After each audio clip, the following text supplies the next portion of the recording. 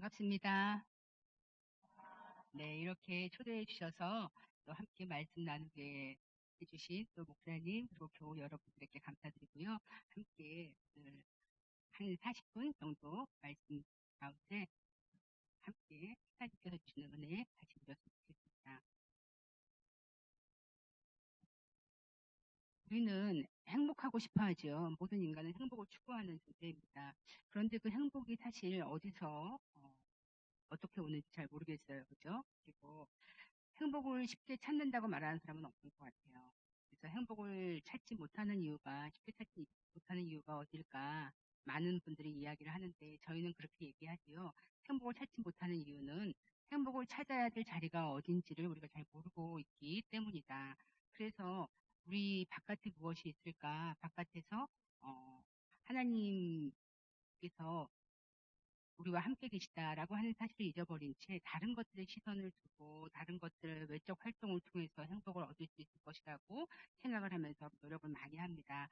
그러나 우리의 진정한 행복은 하나님과 함께 있을 때라고 있지요. 근데 그것을 우리가 잘 모를 때가 참 많은 것 같아요. 그것에 대해서 창세기 3장에서는 뭐라고 얘기를 할까요? 선악과를 따먹는 이야기 여러분 너무 잘 아시죠? 선악과 따먹는 이야기에서 보면은 아담과 하와는 자신들이 죄를 지은 이후에 마음이 불편해져요. 그렇죠?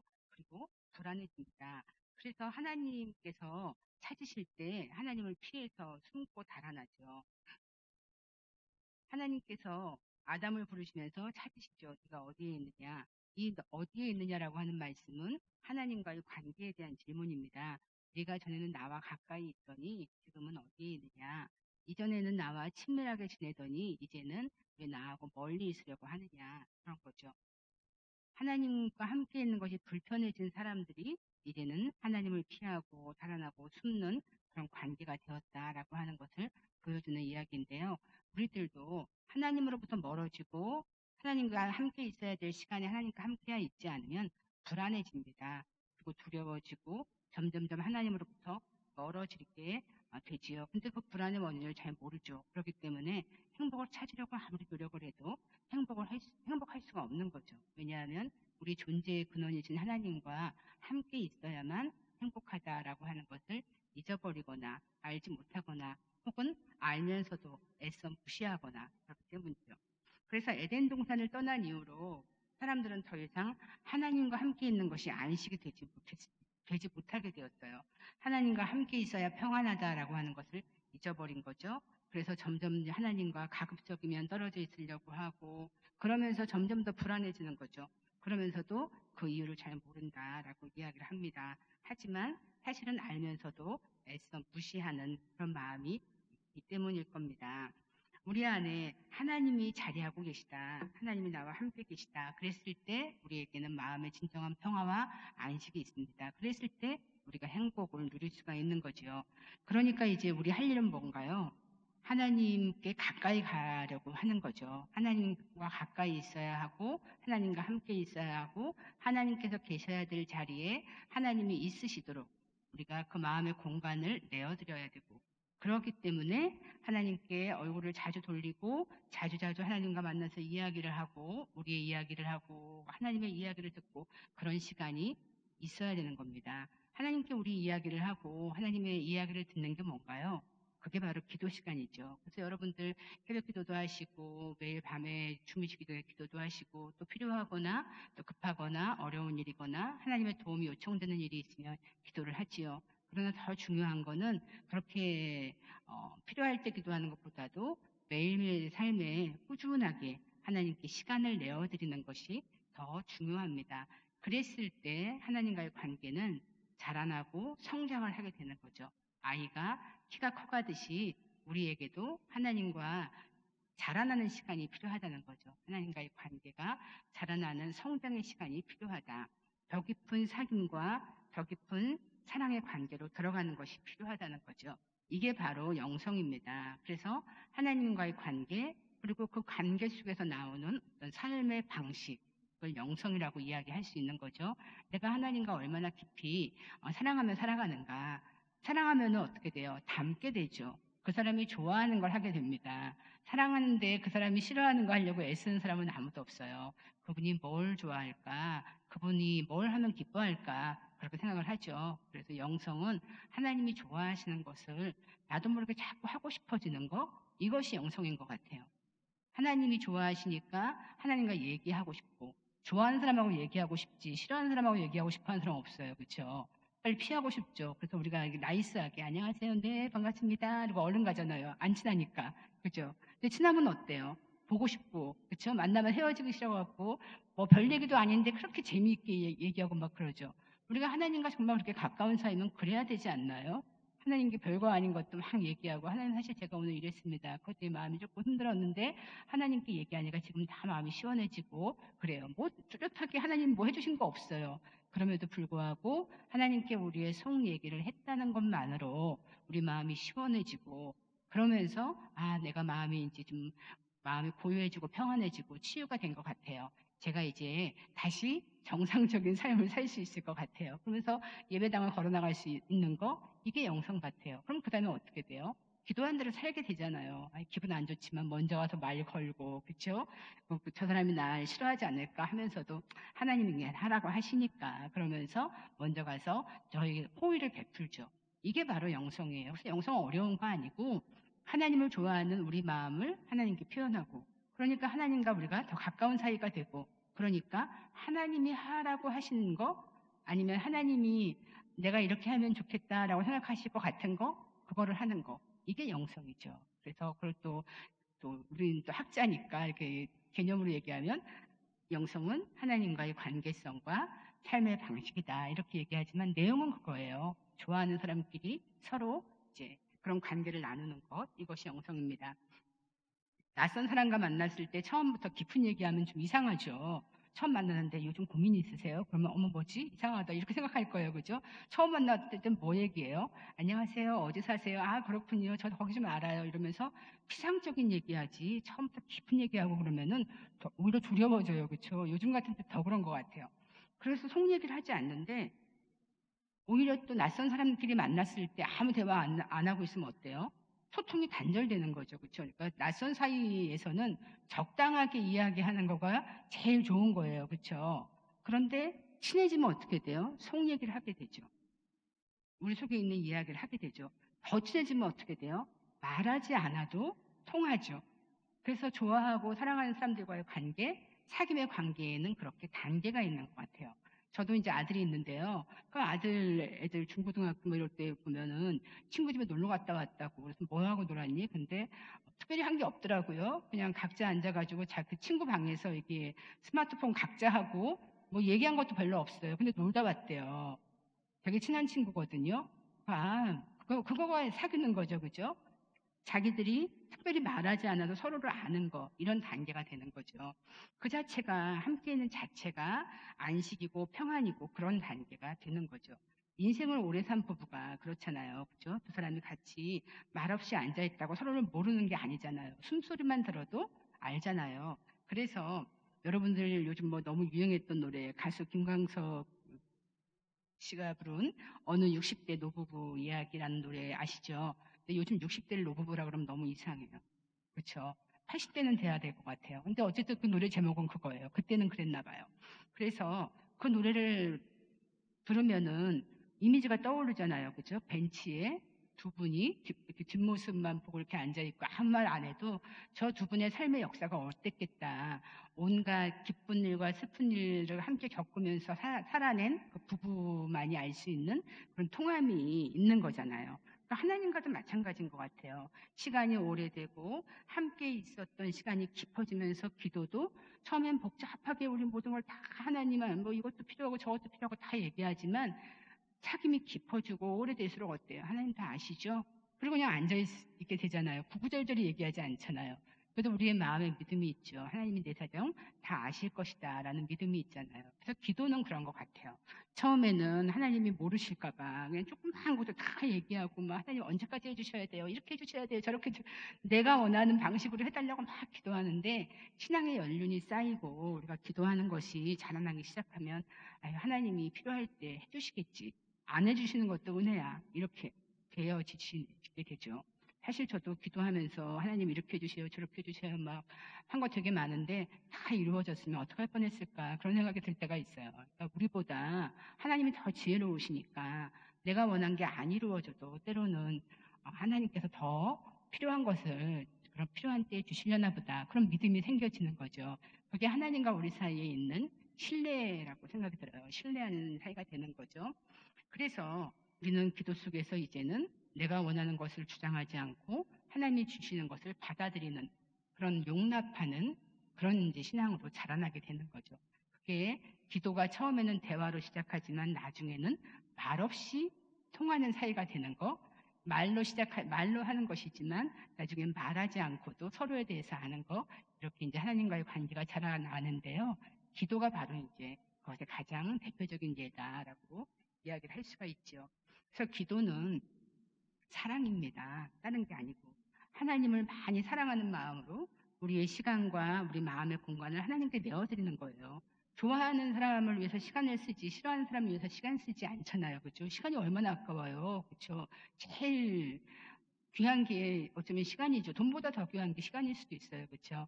그런데 기도가 깊어질수록 그리고 자기에게 하나님이 정말 중요한 분이시다라고 생각이 되면 될수록 우리는 하나님께 더 많이 시간을 드리게 됩니다. 하나님은 내게 중요한 분이시고 그분에게는 내 시간을 드릴 가치가 있으시다. 이런 것들이 우리의 그 기도에는 드러나는 거죠. 그래서 여러분들의 기도 시간을 한번 지난주, 그지난주 계속해서 말씀 들으셨겠지만 나의 기도 생활을 한번 돌아보시는 거, 내가 정말 나의 가장 소중한 시간을 하나님께 드리고 있는가, 혹은 나의 가장 좋은 시절을 하나님께 드리고 있는가, 나의 가장 좋은 열매를 하나님께 드리고 있는가, 이것을 한번 보면은 내가 하나님을 얼마나 사랑하는가, 얼마만큼 생각하는가, 진짜 내가 하나님을 제일 중요한 분이라고 생각하는가, 그런 것들이 나올 것 같아요. 급할 때는 저는 이제 그 얘기를 다른 분한테 들었는데 믿음 생활을 참 잘하시는 것 같아서 신앙 생활을 참 열심히 잘하시는 것 같아요. 그랬더니 저는요 발바닥 신앙이에요. 그래요. 급할 때만 뛰어가는 신앙이에요. 그러는 거예요. 그래서 내가 막 같이 웃었는데 급할 때만 뛰어가지 말고 주기적으로 늘 시간을 정해서 그것이 예배당이 되었던 자신의 집의 어떤 공간이 되었던 자기의 시간을 정해서 그 시간 정한 분량만큼 하루에 30분이든 1시간이든 나는 밤에 9시부터 10시까지 아니면 10시부터 10시 반까지 시간을 정해서 또 공간도 중요해요. 어느 자리가 이렇게 정해져 있으면 그 자리에 앉으면 그냥 기도가 돼요. 아버지 하고 부르는 게 되잖아요. 그래서 시간을 정해서 정해진 분량만큼 정해진 자리에서 매일 하나님께 시간을 드린다면 그게 우리가 하나님 사랑한다는 표시예요. 그래서 여러분들 하나님 많이 사랑하신다고 생각하지만 한번 다시 체크해 보면 좋겠다라고 생각이 들고요. 그러면서 이런 관계들이 결국 어떤 관계로 자라나느냐 하면은 오늘 말씀 부분에서 읽은 것처럼 주님과 깊은 우정의 관계로 자라나게 됩니다. 너희를 친구라 하였다라고 성경 말씀하시는 거예요. 친구는 뭔가요? 그 사이에 우정이라는 것이 흐르는 관계죠. 우정이란 말은 사실 요즘 많이 듣지 못하시는 단어죠. 그렇죠? 그럼에도 불구하고 여전히 친구는 기쁨을 주는 존재입니다. 제가 어느 때 한번 어느 결혼식에 갔다가 어린 시절부터 한 20년 이상을 같이 온 친구가 사회를 보고 자기 친구 결혼식에 이제 그러는 모습을 보면서 너무 좋았던 기억이 있어요. 어린 시절부터 20년을 같이 성장하면서 서로의 인생을 옆에서 지켜보고 서로 같이 중학교도 가고 고등학교도 가고 대학교도 가고 이랬던 친구들이 서로 이제 결혼을 하면서 사회를 봐주고 그러는데 이 친구도 그렇고 이 친구도 그렇고 결혼을 하고 또 새로운 가족이 생기고 아이를 낳고 정말 포도나무가 이렇게 다 무성하게 돼서 열매를 맺고 하는 것처럼 이렇게 상상이 되니까 너무 제 마음이 좋더라고요. 그러면서 행복감이 밀려오더라고요. 그래서 친구와의 우정은 이런 거지. 저렇게 친구가 결혼하니까 사회 보이는 친구가 저렇게 좋아하는구나 보면서 이 말씀이 떠올랐어요. 예수님이 저하고 여러분을 자기 친구래요. 예수님이 우리 보고 이제는 종이 아니고 친구다라고 불러주시는 거예요. 그런데 정말 그런 정도의 친구라는 호칭을 우리가 감당할 수 있을까요? 저는 그런 질문이 들더라고요. 내가 정말 주님이 나를 친구라 하시는데 내가 그 호칭을 감당할 수 있을까? 친구라면 어떻게 해야 될까? 예수님의 친구가 된다는 거, 그런 것에 대해서 생각을 깊이 하게 되더라고요. 약간 떨리는 마음이 좀 들었었는데요. 친구, 우정, 이거는 기독교 사랑을 표현하는 중요한 개념 중에 하나입니다. 하나님의 삼위일체로 존재하시죠. 성부, 성자, 성령으로 존재하시는데 이 세 분 사이에 흐르는 사랑, 그것이 신적 우정이라고 얘기를 하는 거예요. 신적 우정을 나누는 예수님께서 예수님 자신과 제자들인 우리와도 그런 사랑을 나누시고 싶다 그러시는 거예요. 삼위일체 하나님께서 얼마나 세 분이서 가까우시겠어요. 근데 그 가까운 사랑을 우리랑 나누고 싶다 이렇게 부르시고 초대하시는 거거든요. 그러니까 우리를 얼마나 높여주시는 거예요. 이제는 너희를 종처럼 여기지 않고 너희를 높여준다 이렇게 얘기를 하시는 거죠. 너희와 우정을 나누고 싶다 이런 거죠. 그래서 우리가 조금 염려가 되잖아요. 우정은 평등한 관계끼리 이루어지는 건데 예수님과 내가 그렇게 평등하고 공평할 만큼 내가 그렇게 그런 사람인가? 이게 무슨 말인가? 제자 그러면은 쉽잖아요. 선뜻 그래도 그래 예수님의 제자가 되겠습니다라는 고백은 할 수 있는데 예수님의 친구가 되겠습니다라는 고백은 쉽지가 않은 것 같아요. 그래서 성경에는 근데 이거에 대해서 뭐라고 말씀하시냐면 예수님께서 먼저 자기의 몸을 구부리시고, 왜냐하면 예수님께서 높으신 분이시니까 우리에게 오실 때 몸을 구부리고 오셔서 우리를 친구로 선택해 주셨다는 거예요. 이거를 신학적으로 하나님의 적응이라는 표현을 합니다. 하나님이 스스로 우리에게 맞춰주신다는 거예요. 우리가 이렇게 올라갈 수 있는 능력들이 안 된다는 걸 아시니까 직접 내려오신다는 거죠. 어딘가에 적응한다는 건 뭔가요? 그 상황에 맞게 내가 행동한다는 게 적응하는 거잖아요. 하나님이 그렇게 적응을 우리에게 해주신대요. 그게 친구가 된다는 거는 그러니까 우리가 뭐 잘해서 되는 게 아니라 하나님의 은혜로 된다 이 얘기를 하시는 거죠. 하나님께서 먼저 해주셨다. 친구가 되어주셨다라고 얘기하는 거죠. 종은 주인의 일에 일부분만 안 돼요. 그렇죠? 지시를 받아서 일을 하는 사람이에요. 근데 친구는 전부를 알려주시고 때로는 비밀도 얘기해 주시는 그런 관계가 친구인 거예요. 아브라함을 하나님께서 뭐라고 부르세요? 벗이다. 그렇죠? 친구라고 부르시죠. 창세기 18장 17절에 보면. 그래서 내가 하려는 것을 아브라함에게 숨기겠느냐 이렇게 말씀하시는 거예요. 하나님이 하시려는 것을 여러분에게 하나도 숨기지 않고 다 말씀해 주시면 좀 부담도 되죠. 그렇죠? 좀 부담도 되죠. 그렇지만 우리가 예수님이 친구시니까 우리가 그분 예수님이 우리를 사랑하시는 만큼 우리도 사랑하니까 우리도 용기를 내서 함께 그 일을 같이 해드려야겠다라고 하는 마음이 드는 거죠. 그래서 이건 감사로 표현을 하는 거예요. 예수님께서 부르신 만큼 또 감사로 표현한다. 제자인 우리를 이제 친구의 위치로 격상시켜 주시면서 이제는 친구라는 이름에 합당한 사람이 되라. 그런 존재가 되라라고 초대해 주시는 겁니다.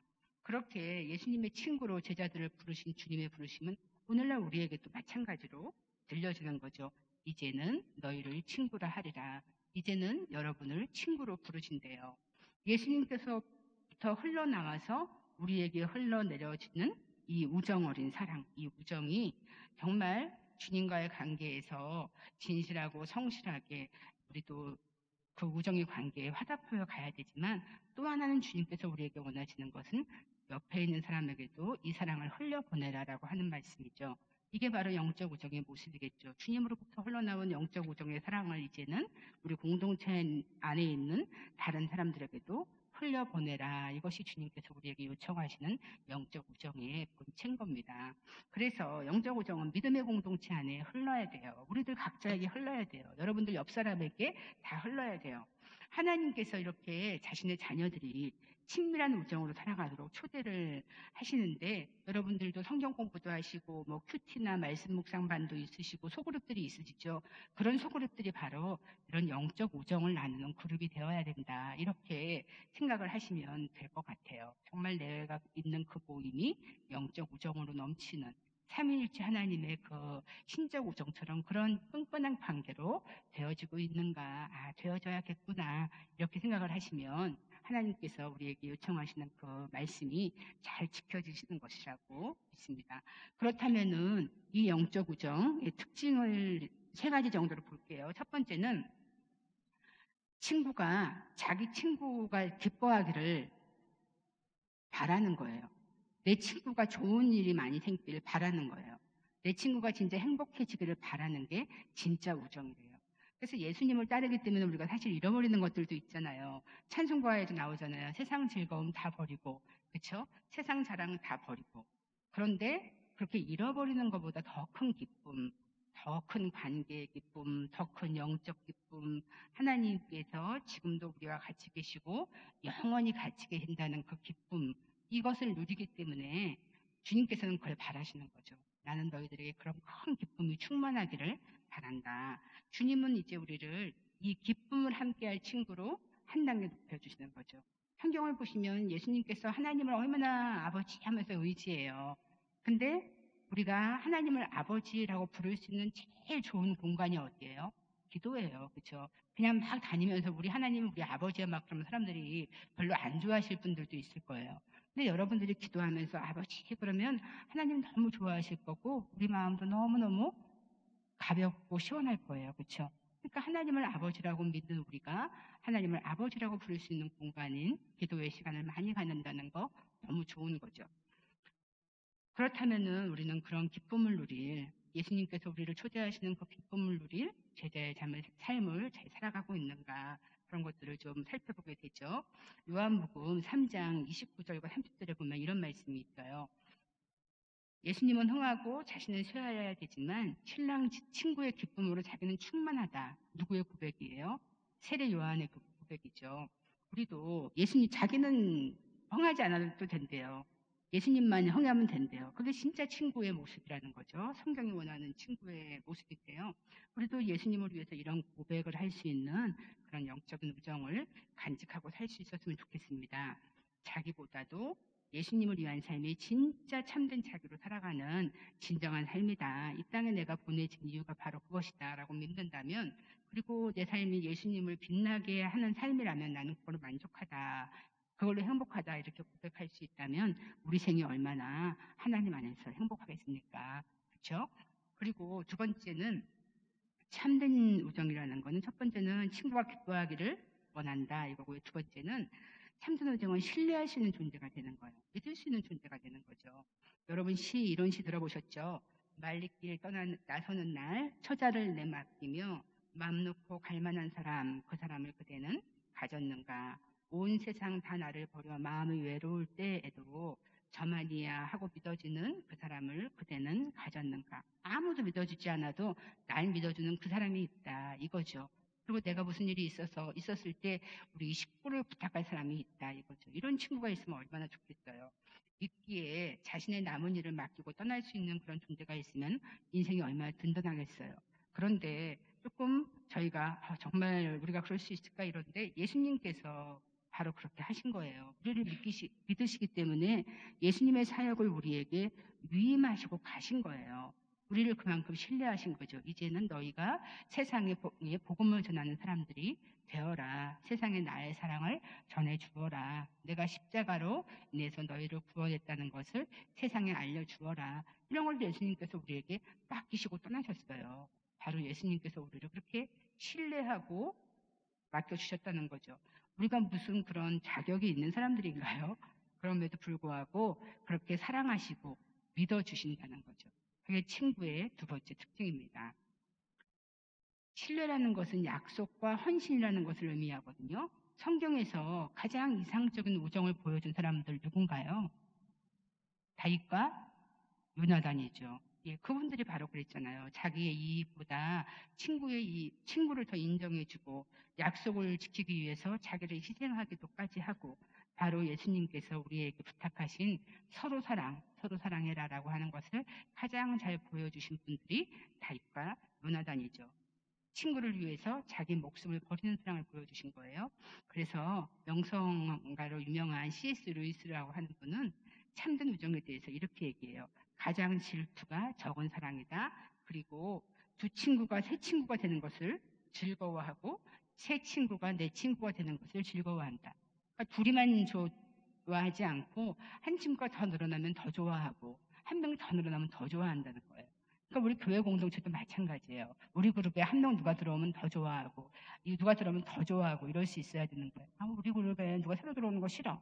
이러지 않고 열 수 있어야 되는 거죠. 근데 사실 그러기 쉽잖아요. 그렇죠? 잘 만들어 놨는데 누가 새로 들어오는 거 싫은데 이런 마음 들 수 있어요. 근데 영적 우정은 바로 둘이 셋이 되는 거, 셋이 내가 되는 거를 더 즐거워한대요. 참된 우정은 또 서로 교통하는 거예요. 소통하는 거죠. 커뮤니케이션 하는 거거든요.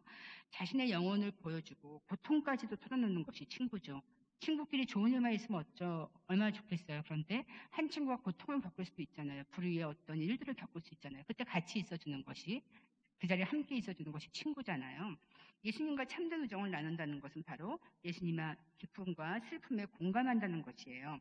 공감한다는 것은 뭐냐 하면 상대방의 감정에 적극적으로 참여하는 것을 원해요. 아, 그렇구나. 이렇게 팔짱 끼고 이게 아니라 그 고통을 같이 감내하면서 같이 울어주고 그럴 수 있는 공감. 이것이 진짜 공감이거든요. 근데 우리가 예수님과 그런 깊은 우정을 나누는 사이라면 예수님의 마음에 공감할 수 있어야겠죠. 예수님이 좋아하는 거를 같이 좋아하고, 예수님이 슬퍼하는 거를 같이 슬퍼하고, 그죠? 예수님이 하고자 하는 거를 같이 하고, 이런 것이 진짜 깊은 공감, 참여하는 공감이라고 말할 수 있는 거죠. 그랬을 때 예수님이 보시는 대로 보고, 예수님이 움직이시는 손대로 우리도 같이 움직이고, 예수님이 가시는 발걸음대로 우리도 갈 수 있는 거죠. 그래서 예수님의 눈길과 예수님의 손길과 예수님의 발길을 닮아가는 것이고, 결국은 예수님의 일이 내 일이 되는 거죠. 남의 일이 아니라 내 일이 되는 건데요. 우리가 속마음 나눌 친구가 없다는 것처럼 힘든 일도 없는 것 같아요. 누가 내 속을 좀 알아줬으면 할 때가 있잖아요. 답답하고 어떨 때는 정말 뜻하지 않게 오해받는 일들도 있잖아요. 그렇죠? 그리고 어떨 때는 자기 속을 이야기해도 다 벽창호들한테 죄송해요. 벽창호들한테 얘기하는 것처럼 이해를 못 받고 이럴 때가 있죠. 그랬을 때 우리가 그래도 한 분 예수님이 계시니 우리가 얼마나 감사한지 모르겠어요. 이것이 바로 예수님이 우리에게 주시는 우정이고요. 우리에게도 그 우정을 누군가에게 나누어 주라라고 이야기하는 거죠. 그래서 너희와 나의 관계가 세상의 거울이 되고 너희와 함께하는 공동체가 세상의 거울이 되라라고 우리에게 요청을 하시는 건데요. 예수님과 함께 가는 믿음 생활의 길에서 우리는 때로 어려운 일도 당하죠. 예수님이 경험하신 것 같은 겟세마네의 밤 같은 고통의 시간을 경험하게도 됩니다. 우정이 좋은 일만 있지 않고 어려운 일도 있다고 아까 말씀드렸는데 그럴 때 함께 하는 것이 진짜 우정이라고도 말씀드렸는데 바로 그렇게 인생길을 간다가 만나게 되는 밤에 우리에게 함께 해주실 분, 그분이 바로 예수님이시니 우리에게는 굉장히 힘이 되는 것 같아요. 우리가 홀로코스트에서 살아남은 자의 기록인 엘리에젤이라고 하는 분의 나이트라고 하는 책이 있어요. 그 책을 보면 사람이 이런 어렵고 힘든 일도 겪을 수 있구나라고 하는 것을 보게 되거든요.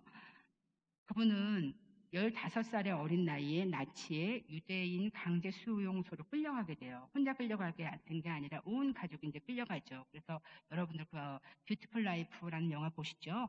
거기 보면은 막 가다가 엄마하고 아버지하고 딱 이제 여성은 여성, 남성은 남성 이렇게 흩어지게 돼요. 그래서 자기는 아버지가 이쪽으로, 여동생과 엄마는 저쪽으로. 그걸로 끝이에요. 엄마와 여동생을 본 거는 끝이고 이제 아버지랑 둘이 있게 돼요. 그런데 거기에서의 생활이 얼마나 비참하고 인간 이하였는지를 이제 보여주는 대표적인 예가 뭐냐면 나치 장교의 곤봉이 뭔지 알죠? 그걸로 아버지가 머리를 맞으면서 죽어가면서 신음하면서 자기를 불러요. 그런데 그 아들이 자기 자신이죠. 그 아들이 그 소리를 들으면서도 가지를 못해요. 아버지한테. 자기도 맞을까봐. 곤봉이 무서워서.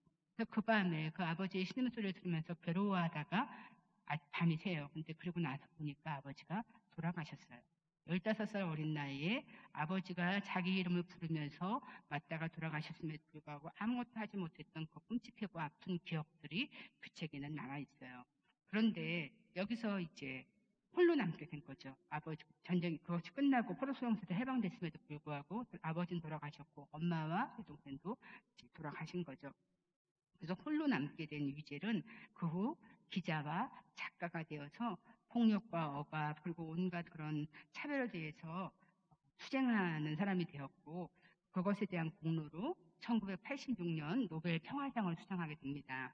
엘리 위젤이 쓴 이 나이트에 보면 유대인들이 굉장한 자부심이 있는 사람들이거든요. 무슨 자부심이에요?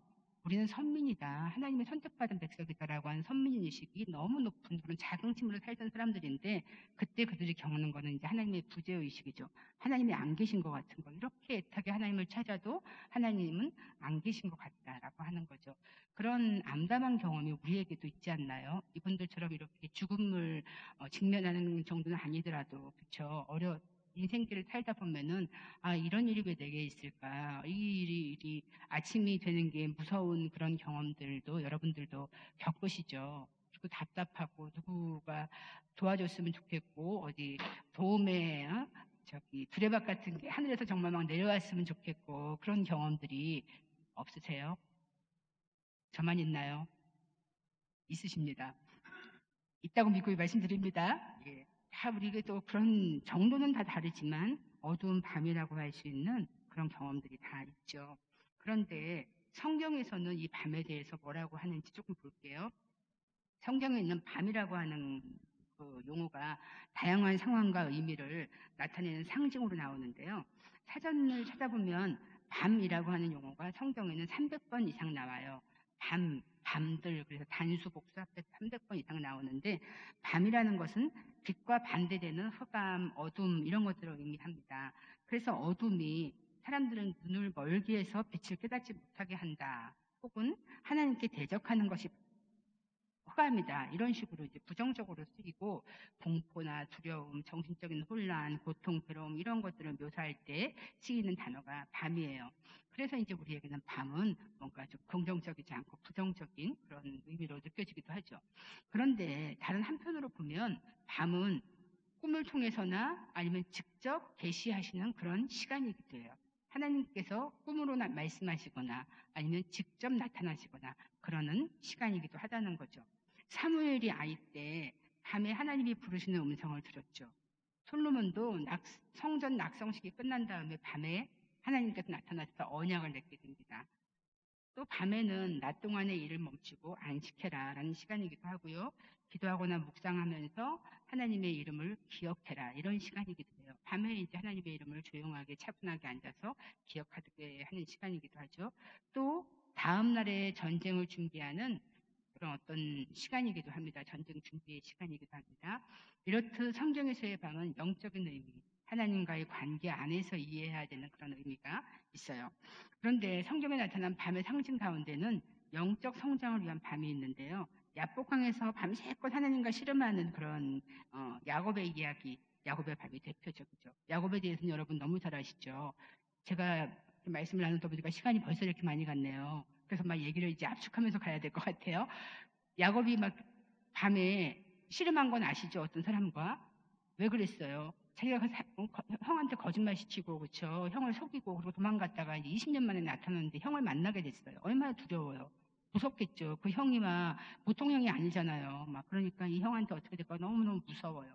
그래서 처절하고 고독한 밤을 보내게 되죠. 근데 어떤 사람이 나타나 씨름을 밤새껏 해요. 그래서 밤새 씨름한 그분이 누군가요? 결국 하나님이셨잖아요. 그래서 그거는 뭘 보여주냐는 우리의 기도를 보여줘요. 우리 인간의 기도가 때로는 그렇게 투쟁, 씨름이라고 부를 만큼 그렇게 처절하고 그렇게 정말 적극적이어야 된다. 이런 것들을 보여주는 거죠. 절실한 씨름과 같은 기도가 우리에게 때로는 있어야 한다. 기도가 여러 가지 모습이 있죠. 때로는 고요하게, 때로는 아무 말도 없이 눈물만 흘릴 때도 기도가 되죠. 근데 때로는 이처럼 투쟁하듯이 정말 적극적이고 절실하게 기도하는 거, 이런 기도도 우리에게는 때로는 기도의 모습이 되기도 합니다.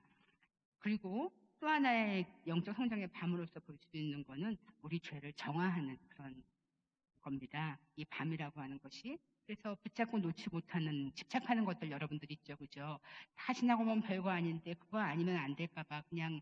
그래서 그 헨리 나우엔이라고 하는 분 여러분이 잘 아실 거예요. 그분의 열린 손으로라고 하는 책을 보면 그런 게 나와요. 뉴욕의 어느 정신병원에서 어느 할머니가 그냥 난리가 났어요.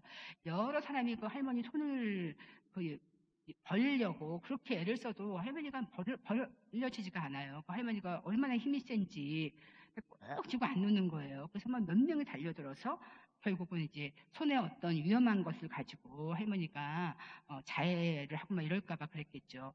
해보니까 동전이 들어있는 거예요. 근데 그 할머니한테는 이것이 세상의 전부인 거예요.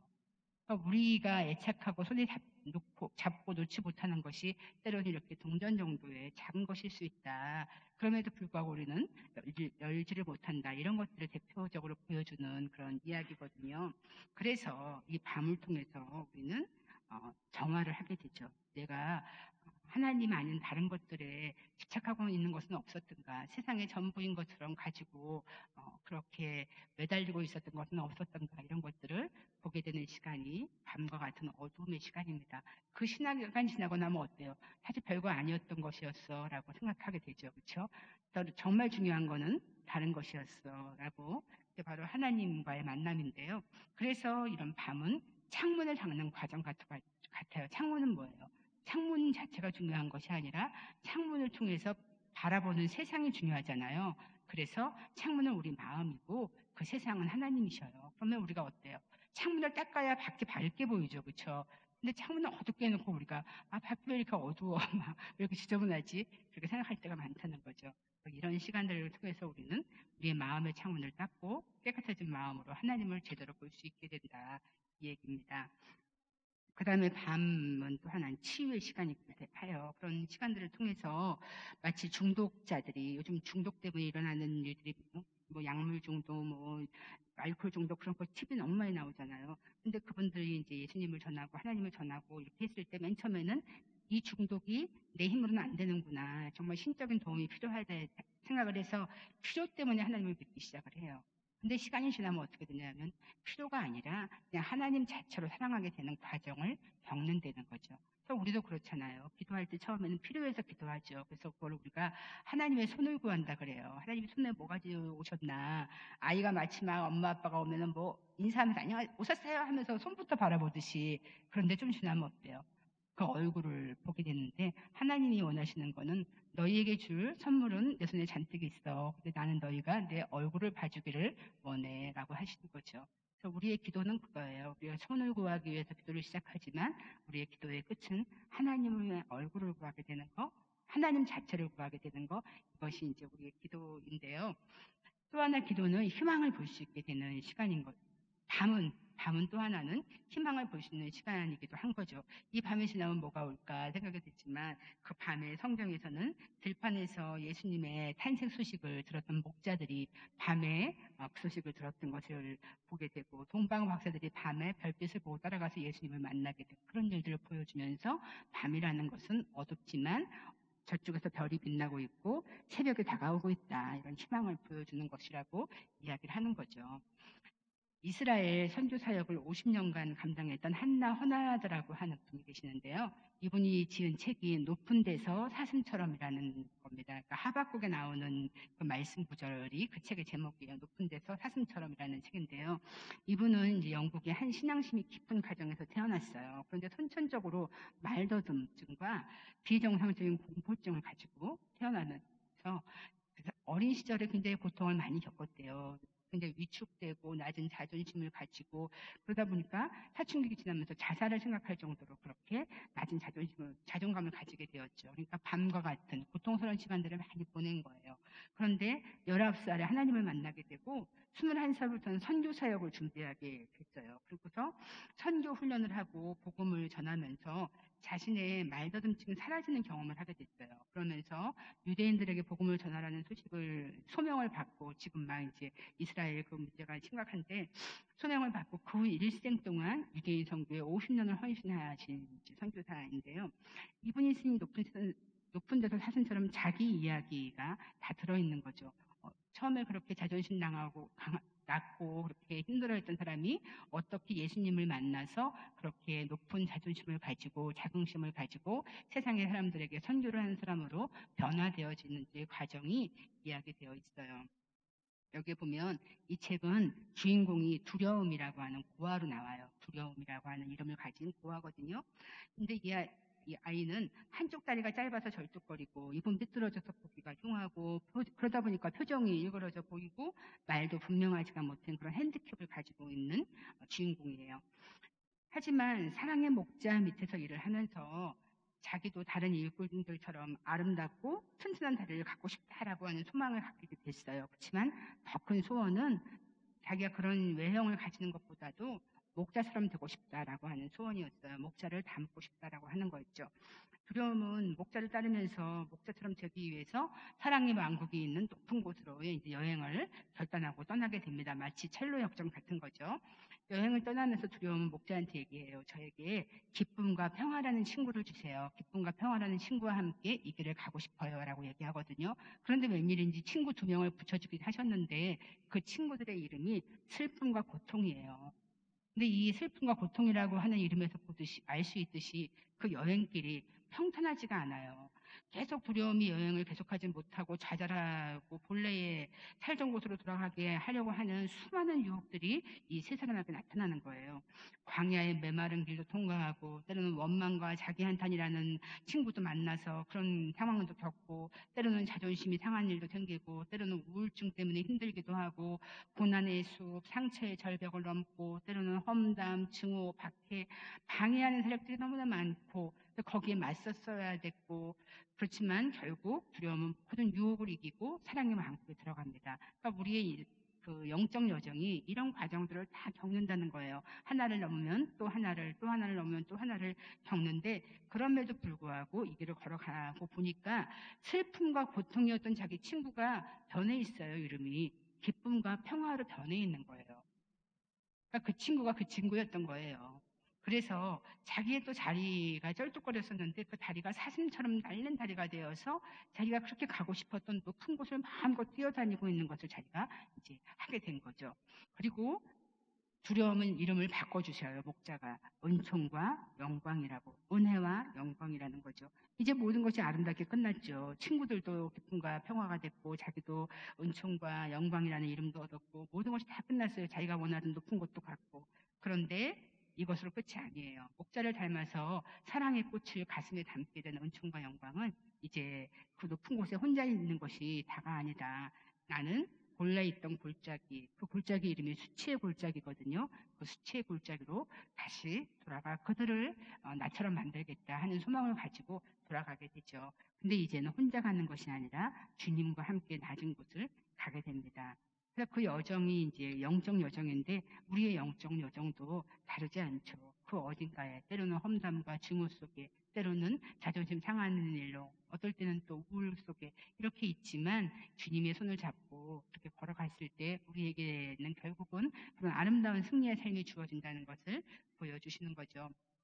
그래서 이러한 어려움과 고통, 밤이라고 되면 지칭되는 이런 것들은 우리를 겸손하게 한다. 이것이 성경이 말씀하시는 거잖아요. 그 밤은 우리를 겸손하게 만든다. 왜냐하면 온전히 하나님만 의지하게 만들기 때문이라는 거죠. 이 기간에 밤을 걷는 동안 암담한 시간을 걷는 동안 우리가 아무리 뭐를 해도 안 돼요. 그죠? 오히려 뭘 하려고 발버둥을 칠수록 더 꼬일 때가 많잖아요. 그런 일 경험해 보셨죠? 뭘 하려고 하면 더 꼬여요. 뭐 잘해보려고 얘기를 풀면 그 말이 또 오해가 되고 오히려 말을 안 해야 되는구나 이런 일들도 겪고 그래요. 그래서 밤을 걷는 동안에는 하나님이 돕지 않으시면 정말 우리가 아무것도 할 수 없다. 나란 존재가 아무것도 아니구나 이런 것들을 깨닫게 되죠. 그러면서 하나님이 모든 것 되시는데 그 모든 것 되시는 하나님 앞에서 정말 아무것도 아닌 인간 존재의 무력함과 연약함을 통감하면서 밤하늘의 달과 별을 의지하여 밤길을 걸어가듯이 오로지 하나님만 의지하여 가야 되는구나라고 하나님의 은혜만을 구하게 됩니다. 그래서 밤은 오히려 우리에게 겸손함이라고 하는 그 겸손이 주는 선물도 뭐냐면 온유함이에요. 그 전까지는 뭐 내 입으로 할 수 있어 막 이랬던 사람들이 밤을 거치고 겸손해지면서 온유함을 선물로 받는다는 거죠. 자, 이렇게 예수님과 우정 어린 사랑을 나누는 사람들, 어두운 밤의 시간을 경험한 사람들, 겸손을 배운 사람들은 이제 환대, 다른 사람을 환영할 수 있는 능력을 갖추게 됩니다. 열린 마음으로 다른 사람을 대하는 거죠. 환대라는 것은 뭐냐면 살아가면서 만나게 되는 타자들, 다른 사람들을 마음을 열고 따뜻하고 부드러운 친절을 베푸는 것을 얘기해요. 따뜻하고 부드러운 친절을 베푸는 것. 우리 현대 사회가 낯선 사람들에게 환대하기보다는 의심하고 배척하고 적대하고 이런 것에 더 익숙해지게 만들죠. 코로나를 거치면서 너무나 많이 경험했잖아요. 저도 뭐 다니던 교회에서 코로나 때는 누가 오면은 저분 혹시 신천지 아닌가? 막 두려워하는 마음이 생기고 그러니까 이제는 새신자 오면 너무 좋아했는데 그때는 새신자가 오는 것도 다 좋아하지 않고 막 이랬잖아요. 근데 그런 환대를 하나님께서는 뭐라고 얘기하시냐면 나그네와 이방인을 돌보라라고 하는 구약 말씀을 통해서 명령으로 주세요. 그래서 환대에서 굉장히 중요한 이미지가 문지방이에요. 여러분 문지방이 뭔지 아시죠? 요즘 문지방이란 말 잘 안 하지만 문턱, 문을 열고 다른 사람이 들어올 수 있도록 허용해 주는 게 환대예요. 그러니까 내 거야 하고 문을 닫고 있으면 환대가 되는 게 아니고요. 문을 열고 우리 집 문으로 들어와라고 허용하는 게 환대라는 거죠. 그걸 하나님께서는 구약을 통해서는 명령으로 하셨다는 거예요. 나그네와 이방인을 환대하라. 신약에도 보면 예수님과 제자들도 여러 곳에 가서 환대와 베품을 많이 받으셨어요. 바로 기독교는 환대를 너무나 중요한 가치로 여긴다는 얘기거든요. 환대는 타인에게 자리를 내어주는 것이다. 내 자리를 조금 양보하는 것이다라고 하는 점에서 인간을 창조하시고 에덴 동산에 자리를 내주신 하나님의 환대가 최초이자 최고의 환대라고 하는 것을 보여줍니다. 우리가 바로 하나님께 속한 사람이다라고 하는 것을 말씀해 주시는 거죠. 그래서 환대는 개인적으로 그냥 친절을 베풀고 이런 거를 넘어서 공동체 안에 자리를 허용해 주는 거 이것까지 포함하는 것이죠. 그리고 그 사람들이 소속감을 느낄 수 있도록 이제 하는 거죠. 공동체의 보호 속에서 안정과 정체성을 확인하게 하는 사랑의 일, 이것이 환대라고 할 수 있죠. 저희도 지금 이제 서울서 부산 내려오면서 수많은 외국인들을 많이 봤는데요. 예전보다 너무나 많은 외국분들이 한국을 찾는 것 같아요. 또 한국에서 일하시거나 그런 분들도 너무너무 많은 것 같아요. 그럴 때 환대라는 것이 뭘까 이거를 더 생각하게 되거든요. 근데 사실 외국인들과 이야기를 한다거나 말을 건다거나 그런 건 참 쉽지가 않아요. 그렇죠? 그런데 환대는 하나님이 우리에게 그렇게 행하셨듯이 우리가 만나는 모든 사람, 내 도움이 필요한 모든 사람에게 온 마음과 정성을 다해서 완전한 인격으로 영접해 주는 일입니다. 그리고 이런 어두운 밤을 보낸 경험을 가진 사람은 다른 사람을 위해서 등불이 되어주고 따뜻한 불빛이 되어주고 그럴 수 있는 능력을 갖추게 됩니다. 제가 조금 전에 엘리 위젤 얘기를 했었는데요. 엘리 위젤이 노벨상을 이제 수락하면서 받으면서 연설하는 게 있거든요. 그 노벨상 수락 연설에서 이렇게 말을 해요. 밤의 왕국에서 살아남은 사람으로서 여러분에게 깊이 감사드립니다. 우리는 한순간 한순간이 은혜의 순간이고 한 시간 한 시간이 헌신의 시간이라는 것을 알고 있습니다. 은혜와 헌신을 나누지 않는 것은 그 은혜와 헌신에 대해서 배반하는 것과 마찬가지입니다. 생명은 우리 자신의 것만이 아닙니다. 생명은 우리를 그것을 절박하게 필요로 하는 모든 사람에게 주어야 되는 것입니다. 그 사람들의 것입니다. 이렇게 이야기하거든요. 의미가 있는 이야기인 것 같아요.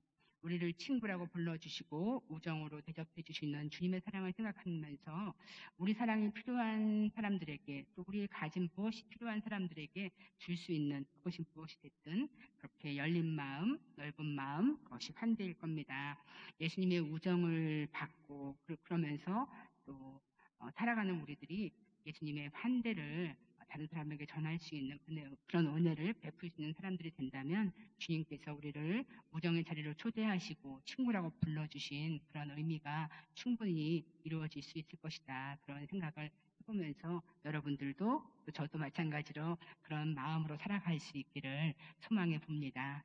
같이 기도드리시겠습니다. 한없이 부족한 우리를 나의 친구라고 불러주시는 주님 참으로 감사드립니다. 주님과의 친밀한 관계가 더욱 깊어지도록 날마다 주님 안에 거하는 저희가 되게 하시고 주님이 허락하신 믿음의 것들과 더욱 풍성한 우정을 나누며 살아가게 하옵소서. 또한 우리가 밤길을 걸을 때 희망의 빛이 되어주시고 따뜻한 환대로 우리를 품어주시는 주님, 일상에서 지치고 힘든 모든 사람이 이제는 희망을 보게 하시고 겸손한 마음과 매일의 성실함으로 충실한 하루하루를 살아가게 하시며 더욱 크신 주님의 은혜를 받게 하여 주시옵소서. 날마다 주시는 주님의 새로운 힘으로 저희의 날마다의 삶이 충만하도록 인도하여 주시옵소서. 예수 그리스도의 이름으로 기도드립니다.